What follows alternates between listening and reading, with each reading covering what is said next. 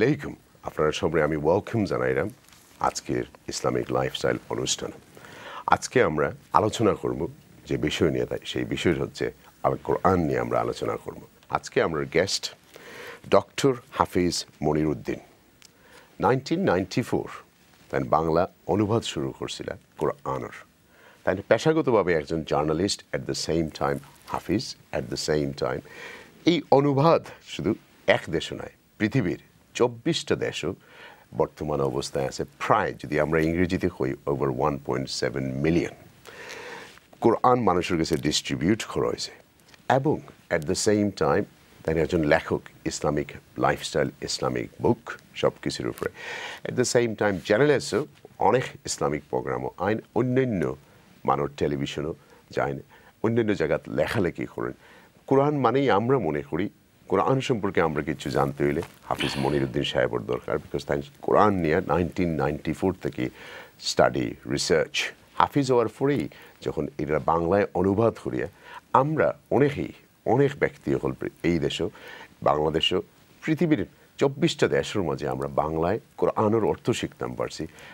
এই অতিথিরে আজকে আমরার কাছে আমন্ত্রণ জানাইছি যাতে আমরা সাথে আইয়া কোরআন লইয়া আমরা লোকে কিছু আজকে আমরা বুঝে এখন। So let's go and welcome him. আসসালামু আলাইকুম। আসসালামু আলাইকুম রহমতুল্লাহ বারাকাতুহু। স্টুডিওতে আসার জন্য অশেষ ধন্যবাদ।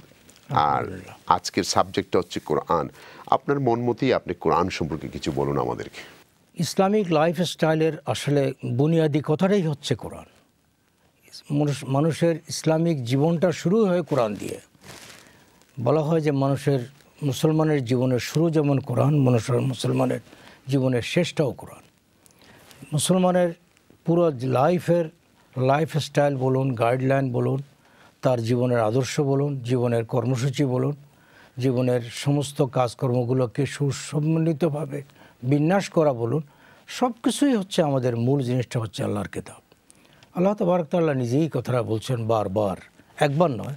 আল্লাহ তাআলা বারবার বলছেন যে আমি এমন একটা কিতাব তোমার কাছে পাঠিয়েছি যে কিতাবটা তোমাকে দুনিয়াতে যেরকম শান্তি সমৃদ্ধি দেবে, পরকালেও তোমাকে নাজাত দেবে। সুতরাং যে গ্রন্থের সাথে মুসলমানদের দুনিয়ার সমৃদ্ধি জড়িত, দুনিয়ার শান্তি জড়িত, দুনিয়ার সুখ শান্তি জড়িত এবং পরকালের জান্নাত জড়িত, সেই গ্রন্থটার চেয়ে আর কোনো মূল্যবান কোনো গ্রন্থ কোনো মুসলমানদের লাইফস্টাইলে অন্তর্ভুক্ত হওয়ার কথা নয়। এখন একটু প্রশ্নতে আসি যে মুসলমানদের জন্য কোরআন অত্যন্ত গুরুত্বপূর্ণ কিতাব, এর কারণটা কি একটু বুঝিয়ে বলুন। আসলে একটা ফান্ডামেন্টালি এটা রং কথা। এটা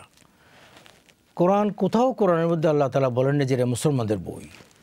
আল্লাহ তাবারক তাআলা কোরআন শুরুই করেছেন হুদাল লিন্নাস। If you look at the first verse of Quran, প্রথমেই হচ্ছে কোরআনের কথাটা হচ্ছে যালিকাল কিতাব লা রাইবা ফি। এটা হচ্ছে প্রথম কথা। আল্লাহ তাআলা দুনিয়ার মানুষদেরকে চ্যালেঞ্জ দিয়ে বলছেন যে এই যে কিতাবটা আমি তোমার কাছে পাঠাচ্ছি, প্রথমেই তুমি জেনে রাখো এর মধ্যে কোনো ভুলভ্রান্তি নেই। আপনি একটা সুন্দর কথা আমি আপনাকে একটু স্টার্ট করতে চাই শুরু দিয়ে। আল্লাহর এই যে কিতাবটা নিয়ে আমরা বসে আছি, এটার প্রথম কথাটা হচ্ছে যালিকাল কিতাব। আরবি গ্রামার যারা জানেন, আরবি ভাষার সাথে যাদের সম্পর্ক আছে, আমরা এর বাংলা অনুবাদ করি এই কিতাবটা। আসলে কিন্তু যালিকা মানে এই নয়। আরবিতে যালিকা মানে হচ্ছে ওই। এখন প্রশ্ন হচ্ছে আল্লাহ তাআলা কোরআনের শুরুতে ওই কিতাবের কথা কেন বললেন? আসলে যেই কিতাবটা আপনার হাতে আছে, এই যে গ্রন্থটা আমার কাছে আছে, আল্লাহ তাআলা এই কথা বলেন নাই যে এই কিতাবে কোনো ভুল নাই। এটা মানুষের তৈরি একটা প্রিন্ট ভার্সন, এখানে ভুল হইতেও পারে। আল্লাহ তাবারক তাআলা যে কিতাবের কথা বলছে সেটা কিন্তু প্রিন্টেড ভার্সন কিতাব নয়। সেটা হচ্ছে ওই কিতাবটা যেটা লৌহ মাহফুজে আছে, যেই কিতাবটা থেকে জিবরাইল আলাইহিস সালাম রাসূল করিম সাল্লাল্লাহু আলাইহি সাল্লামের কাছে দিনে দিনে সময়ে সময়ে এক আয়াত করে অথবা অর্ধেক আয়াত করে অথবা 3 আয়াত করে 23 বছর 3 মাসে এই কোরআনটা আল্লাহ নবীর কাছে তিনি পৌঁছালেন। সেই যে কিতাবটা যেটা লৌহ মাহফুজে আছে, সেই কিতাবের কথা বলছেন যেটাতে কোনো ভুল নাই। এটা হচ্ছে প্রথম কথা। এরপর আসুন দ্বিতীয় হচ্ছে যে কোরআনটা শুরু হলো কি দিয়ে। প্রথম কথা হচ্ছে আল্লাযীনা ইউমিনুনা বিল গায়ব। আল্লাহ তাআলা বলছেন এই কিতাবটা হচ্ছে হুদাল লিন্নাস। এটা দুনিয়ার মানুষের জন্য guideline, irrespective of gender, religion, সব মানুষের মধ্যে শামিল, এন্টায়ার হিউম্যান কাইন্ড, গোটা মানব সন্তানের জন্য আল্লাহ তাআলা বলছেন যে এই কিতাবটা হচ্ছে হেদায়েতের একটা গ্রন্থ। এখন এই হেদায়েতের গ্রন্থটা কার জন্য? প্রথম আল্লাহ বলছে হুদাল লিন্নাস, এটা মানুষের জন্য। এখানে আল্লাহ কিন্তু বলেন এটা মুসলমানের জন্য, এটা লিন্নাস, কারণ এটার জেনারেল অ্যাপিল হচ্ছে সবার জন্য। এই জেনারেল অ্যাপিল দিয়ে এখন আল্লাহ বলছেন যে আল্লাযীনা ইউমিনুনা বিল গায়ব, এই কিতাবটা হেদায়েত দেবে কাকে? এই কিতাবটা হেদায়েত দেবে, পথ দেখাবে ওই ব্যক্তিকে যে নাকি প্রথমে আল্লাহ তাআলা সমস্ত কিছুকে না দেখে বিশ্বাস করে। কারণ আমি জান্নাত দেখি নেই, আমি জাহান্নাম দেখি নেই, আল্লাহ তাআলাকে দেখা তো প্রশ্নই আসে না, আমি মহাকাশ সৃষ্টিমণ্ডলে কিছু দেখি নেই। কিন্তু আল্লাহ তাআলার প্রথম শর্তই হচ্ছে যদি এই কিতাবটাকে তুমি হেদায়েত চাও, তাহলে প্রথম কাজটা হচ্ছে আল্লাযীনা ইউমিনুনা বিল গায়ব, তোমাকে গায়েবের উপর বিশ্বাস করতে হবে। আমাদের জানা দরকার গায়েব মানেটা কী। আমরা অনেকেই বলি গায়েব মানে অদৃশ্য, ইজ নট দ্যাট। গায়েব মানে অদৃশ্য নয়। গায়েব মানে হচ্ছে যেটা দেখা যায় না এবং দেখা সম্ভব নয়। মনে করুন আপনাকে কেউ বললো যে সাউথ আফ্রিকাতে একটা শহর আছে জোহানেসবার্গ, এই শহরটা আপনি দেখেন নাই, কিন্তু শহরটা তো আছে। আপনি দেখিনি, আমি দেখি না, শহরটা তো আছে। কিন্তু গায়েব এটা নয়। গায়েব হচ্ছে এমন একটা জিনিস যেটা চিন্তা করাও সম্ভব নয়। এটাকে বলা হয় জান্নাত জাহান্নাম, এগুলোকে গায়েবের অংশ। আল্লাহ তার অস্তিত্ব হচ্ছে গায়েবের অংশ। এগুলো মানুষের চিন্তা করাও সম্ভব নয়, দেখা তো অনেক পরের কথা। আল্লাহ তাআলা বলছেন যে মানুষের এই গ্রন্থ থেকে তুমি যদি গাইডলাইন পেতে চাও, তাহলে প্রথম কাজটা হচ্ছে তোমাকে আল্লাহর কাছে সমর্পণ করতে হবে নিজেকে, যে হোয়াট এভার আল্লাহ তাআলা said that is absolute truth, nothing but the truth.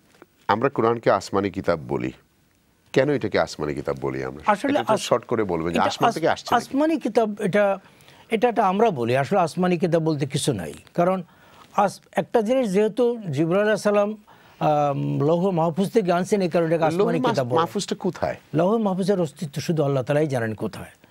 There R so many things আল্লাহর সৃষ্টি প্রক্রিয়াতে যেগুলো আমাদের জানার চেষ্টা করেও লাভ নাই, কারণ আমরা জানতেও পারব না, কারণ we won't be able to see. বাল হুয়া কুরআনুন মাজিদ ফি লাওহি মাহফুজ। আল্লাহ তাআলা বলছেন যে এই যেই কোরআনটা আমি রসুলকে জিবরাইলকে দিয়ে তোমার কাছে পাঠালাম, এটা লাহুল মাহফুজে, মাহফুজ বলে কি জন্য? সংরক্ষিত। মাহফুজ শব্দের অর্থ হচ্ছে সংরক্ষিত। সংরক্ষিত আছে সেখান থেকে। মনে করেন এই যে আমরা বলি যে লাইলাতুল কদর কোরআন নাজিল হয়েছে, তাহলে লাইলাতুল কদর আমি তো জানি লাইলাতুল কদর কোন দিন, তাহলে আমার সেই দিনের কোরআন নাজিল তো আমি দেখি নেই। আসলে লাইলাতুল কদরে কোরআন নাজিল হওয়ার মানে হচ্ছে লাইলাতুল কদরে জিবরাইল আলাইহিস সালাম কোরআনের প্রথম আয়াতটা ওই রাত্রে রসুলের কাছে আনি পৌঁছেছেন।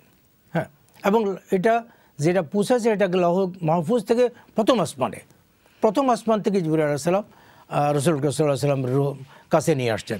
ইকরা বিসমি রাব্বিকাল্লাযী খালাক।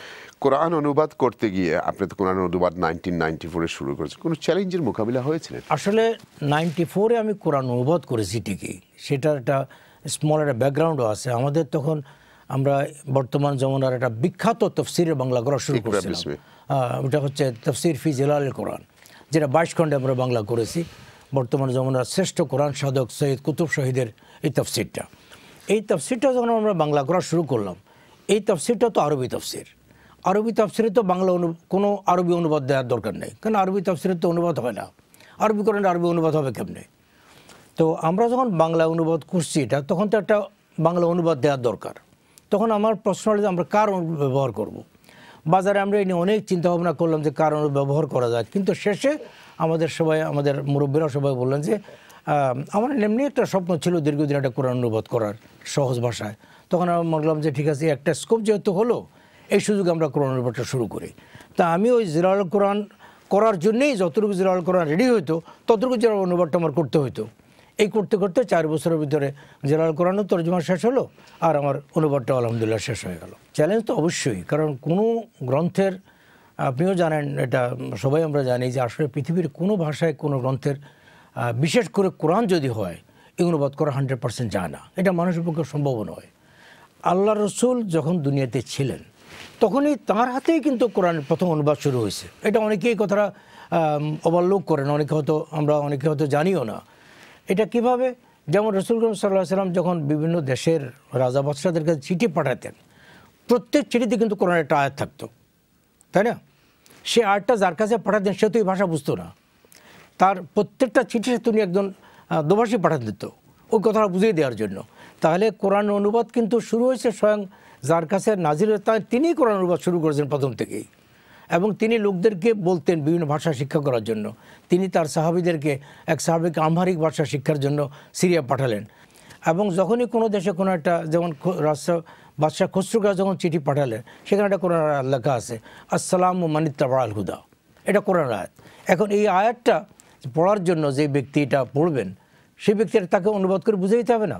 আমরা ছোট্ট একটা বিরতিতে যাব, কিন্তু বিরতি থেকে এসে so let's go to the views. আমরা একটা ছোট্ট বিরতি যাইব, বিরতির পরে আবার এই কন্টিনিউ আমরা করবো। কিন্তু আমরা বুঝতে হবে যে আমরা যে অনুবাদগুলো থেকে বাংলা পড়ি, কারণ অনেক সময় তো অনেক মৌলানারা ফতোয়া দিতে দেয় বাংলায় কোরআন শরীফ পড়া ঠিক নয়, এখনও তারা দেন। আমরা জানতাম